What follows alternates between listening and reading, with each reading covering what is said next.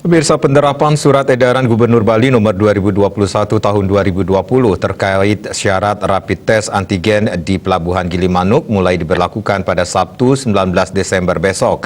Satgas Penanggulangan COVID-19 Jemberana juga telah mengkoordinasikan pembuatan pos terpadu di Gilimanuk untuk screening pelaku perjalanan dalam negeri PPDN yang akan masuk ke Bali.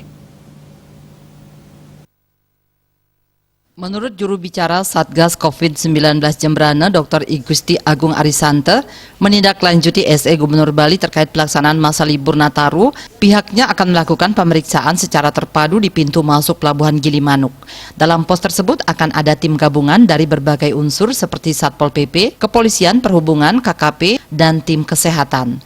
Menurut SE Gubernur Bali tersebut, seluruh PPDN yang akan masuk ke Bali wajib menunjukkan rapid test antigen dengan hasil negatif ataupun tes PCR swab negatif. Dan hasil tes itu maksimal berlaku H-7 sebelum ditunjukkan ke petugas. Dari koordinasi dengan Satgas Provinsi di Gilimanuk selama 14 hari ini akan di-backup petugas medis untuk screening COVID-19 tersebut.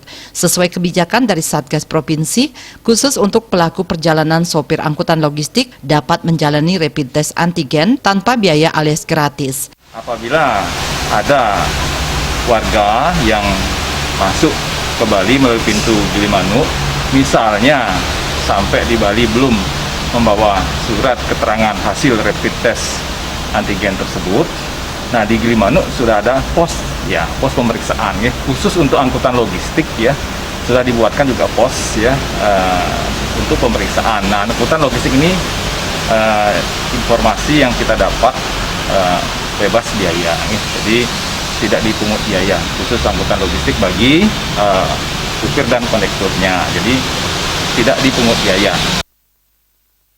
Bagi yang tidak membawa hasil rapid test, Satgas juga menyediakan rapid test antigen mandiri bagi PPDN yang akan masuk ke Bali dengan biaya Rp250.000 per tes. Hal yang sama juga berlaku untuk pelaku perjalanan yang akan keluar Bali.